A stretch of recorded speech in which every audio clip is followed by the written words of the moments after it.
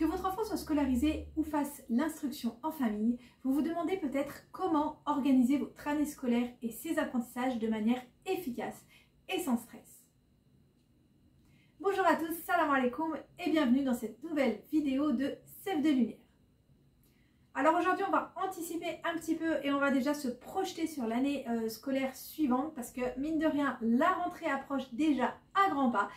Et vous savez que pour une année qui se passe bien, la planification est absolument primordiale pour une année fluide et réussie. Et c'est pour ça qu'aujourd'hui, je vais vous présenter donc 5 outils indispensables pour organiser votre année scolaire avec vos enfants, pour en faire une réussite et surtout une année sereine.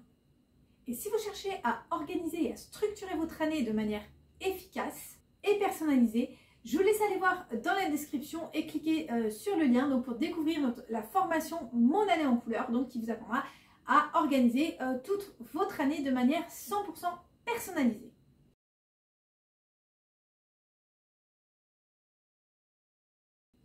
Alors le premier outil que je vous présente aujourd'hui, c'est bien évidemment un calendrier mensuel et éventuellement également un semainier. Cet outil pour moi c'est vraiment la base déjà pour avoir une vision globale du mois à venir et des semaines à venir. Déjà d'une part ça va aider votre enfant à se repérer dans le temps, notamment les plus petits mais même les plus grands aussi pour un petit peu visualiser quand ils ont des activités à l'extérieur ou non. Des activités qui reviennent tout le temps, par exemple, moi je sais par exemple mes enfants font du sport, donc les entraînements de foot, de basket, ça peut être le centre de loisirs ou n'importe quelle autre activité. Vous pouvez tout à fait sur ces semainiers ou sur ces calendriers mensuels mettre des couleurs justement pour que ça soit beaucoup plus visuel pour les enfants et les aider à se repérer donc dans le temps. Ça va également vous permettre donc par exemple de placer, si vous avez prévu des sorties à la journée, donc sur votre calendrier mensuel, de pouvoir les placer pour pouvoir également aussi faire ressortir les moments où vous serez disponible, où vous aurez du temps du coup pour mettre en place des séances de travail Montessori par exemple. Si votre enfant est scolarisé, je sais que le temps est beaucoup plus difficile parce que vous avez finalement moins de temps avec vos enfants. Donc le fait d'utiliser ces semainiers vous permettront aussi à vous d'avoir vraiment une vision globale du temps que vous avez devant vous.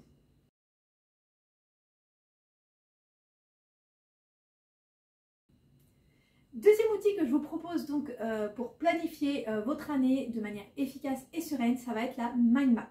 Alors vous trouverez pas mal de logiciels de mind map gratuits sur internet. L'intérêt de la mind map selon moi, c'est qu'on va pouvoir jeter un petit peu, venir vider son cerveau et mettre un petit peu toutes les idées à plat. En début d'année, on est souvent plein de bonne volonté, on a envie de faire plein de choses. Mais bon, la réalité nous rattrape, on n'a pas toujours le temps de tout faire. Mais le fait d'avoir une mind map, on va pouvoir donc classer par catégorie tout ce qu'on a envie de faire, que ce soit des activités extrascolaires, des visites, des sorties, mais aussi au niveau apprentissage. Par exemple, les apprentissages que vous envisagez, donc là je pense notamment aux mamans IEF dans tel ou tel domaine. Donc on va venir pouvoir mettre tout ça sur toutes nos envies en fait, sur cette mind map. Ce qui va nous aider en fait après à structurer et à trier en fait finalement et à classer nos idées. Le petit plus avec les mind maps, il ne faut pas hésiter à impliquer vos enfants avec vous en leur demandant et toi qu'est-ce que tu aimerais faire cette année et l'inclure dans la mind map pour pouvoir vraiment avoir finalement quelque chose et une année scolaire finalement qui va convenir à tout le monde avec en prenant en compte vraiment les avis de tout le monde. Et les enfants quand ils se sentent impliqués et du coup derrière ils ont beaucoup plus de facilité à respecter finalement quelque part leurs engagements et à s'investir dans les différentes activités. Donc avec ces mind maps, vous aurez vraiment une meilleure visualisation des activités et des thèmes que vous voulez aborder cette année et ça vous aidera vraiment à structurer donc toutes vos idées et projets.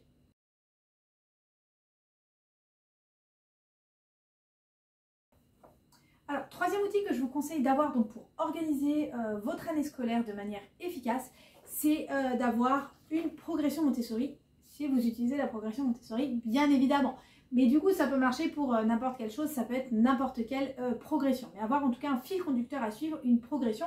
Donc là, c'est la progression mathématique de Montessori 3-6 ans, qui d'ailleurs est téléchargeable gratuitement sur le blog. Je vous laisse le lien en bas dans la description. Donc c'est sur plusieurs années, mais en fait le fait d'avoir une progression comme ça permet de savoir où on va, de savoir par quelle étape commencer bien évidemment et comment faire progresser donc l'enfant. Et ça c'est super important pour ne pas s'éparpiller bien évidemment parce que des fois on n'est pas forcément formé, on n'a pas forcément le budget pour et on va partir un petit peu dans tous les sens en fonction de ce qu'on voit sur internet. Et Montessori, j'ai quand même l'habitude de le dire, ça ne s'improvise pas, on peut prendre certaines libertés. Mais c'est très important de respecter la progression parce que c'est une pédagogie scientifique qui a quand même été élaborée suite à l'observation des enfants. Et vraiment, en fait, chaque étape, chaque matériel, chaque activité, finalement, va avoir un but différent. Et on va venir, en fait, empiler les compétences. C'est-à-dire que chaque activité présente une seule difficulté à la fois. Et ça, c'est super important parce que du coup, si on rate des étapes, l'enfant risque de se perdre, de dégringoler et voilà, ça risque de lui poser problème pour la suite. Donc si vous cherchez un moyen donc, de construire votre programmation, donc à partir par exemple de cette progression Montessori de manière 100% individualisée et personnalisée, je vous invite à aller jeter un œil donc à ma formation Mon année en couleur qui vous apprendra donc à finalement organiser toute votre année, tous les thèmes, tous les domaines compris, donc mois par mois et voire semaine par semaine si vous le souhaitez. Si par contre vous souhaitez quelque chose de déjà tout fait avec une progression préétablie, vous voyez ça c'est la progression donc, qui est issue du programme Action, donc mon programme d'activité Montessori pour annuel. Hein, donc il y a les 3 niveaux de maternelle qui sont disponibles et bientôt le primaire. Donc vous voyez, chaque mois vous retrouvez donc les activités à présenter, les activités donc, qui sont après réparties par semaine. Donc si ce genre de support vous intéresse, n'hésitez pas à aller voir dans le lien dans la description.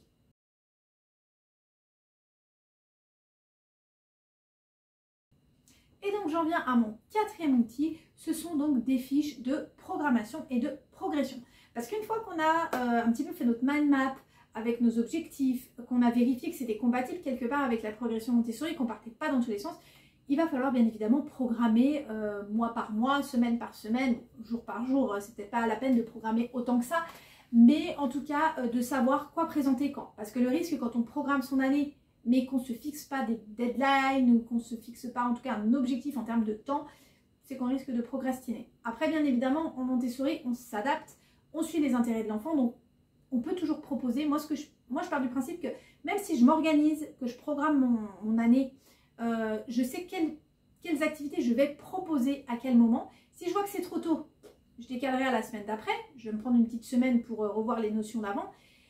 Si je vois que l'enfant est en demande, je vais éventuellement aller piocher dans la semaine d'avant. Enfin voilà, il faut quand même que ça reste souple toute cette histoire. Et c'est pour ça que moi je vous conseille vraiment d'avoir des fiches de programmation. Donc là vous voyez dans le programme Action, c'est des petites fiches en fait. Tout simplement, j'ai 4 activités par semaine à présenter, donc je sais à peu près où j'en suis. Donc comme je vous dis, soit je les présente, soit j'attends un petit peu. Ça, c'est pas la question, on n'est pas rigide. Si l'enfant ne veut pas refaire, je suis dans la proposition.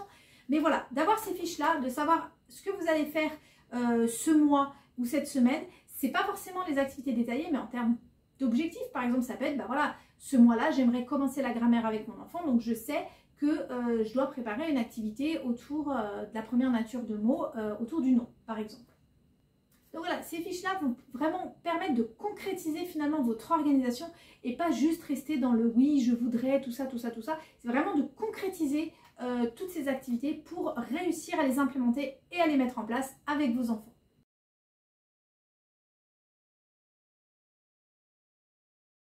Et enfin, 5e et dernier outil donc pour organiser son année de manière efficace, et pour moi ça c'est un indispensable, ça va être donc un livret de suivi des activités proposées pour pouvoir suivre l'évolution de votre enfant, voir ses progrès, ses acquis et du coup aussi pointer s'il y a des petites choses qui vont moins bien.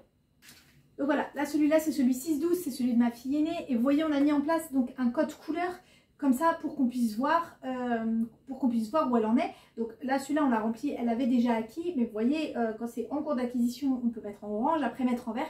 Ça permet aussi de motiver l'enfant, d'avoir un cahier de suivi auquel il a accès et qui va remplir avec vous. Ça va le permettre de se motiver parce qu'il va pouvoir lui-même faire une auto-évaluation, voir où il en est, voir ses progrès et du coup voir aussi les endroits où justement il a plus de difficultés, où il faut qu'il fasse un petit peu plus d'efforts.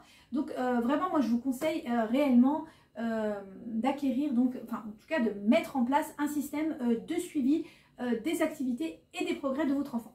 Donc les deux livrets de suivi, là, 3.6 et 6.12, sont disponibles sur la boutique si vous en avez le besoin. Mais vraiment, c'est vraiment la base et c'est ce qui va vous permettre aussi de programmer les activités suivantes en vous basant justement sur ce que l'enfant, où en est l'enfant, et ne pas avoir une progression un petit peu des fois comme on retrouve dans les écoles, que dans tous les cas on avance et que même si l'enfant est en difficulté, on n'a pas trop le choix parce qu'ils sont nombreux et qu'il faut avancer. Vraiment, c'est ce qui va vous permettre d'individualiser votre apprentissage auprès de votre enfant. Donc voilà pour ces 5 outils, donc pour moi qui sont indispensables pour organiser son année scolaire de manière sereine et efficace. Si vous avez aimé cette vidéo, n'hésitez pas à la liker et à vous abonner pour ne pas rater les suivantes. Et si vous utilisez d'autres outils dans votre organisation, je serais curieuse de les connaître et n'hésitez pas à nous les faire découvrir donc en commentaire. Et donc si vous avez besoin d'aide pour vous aider à programmer, donc n'hésitez pas à aller faire un tour dans la description. Je vous ai mis les liens de toutes les ressources donc, que j'ai citées au fur et à mesure de cette vidéo. Je vous dis à la semaine prochaine sur la chaîne Sève de Lumière et je vous souhaite une très bonne journée. Salam alaikum.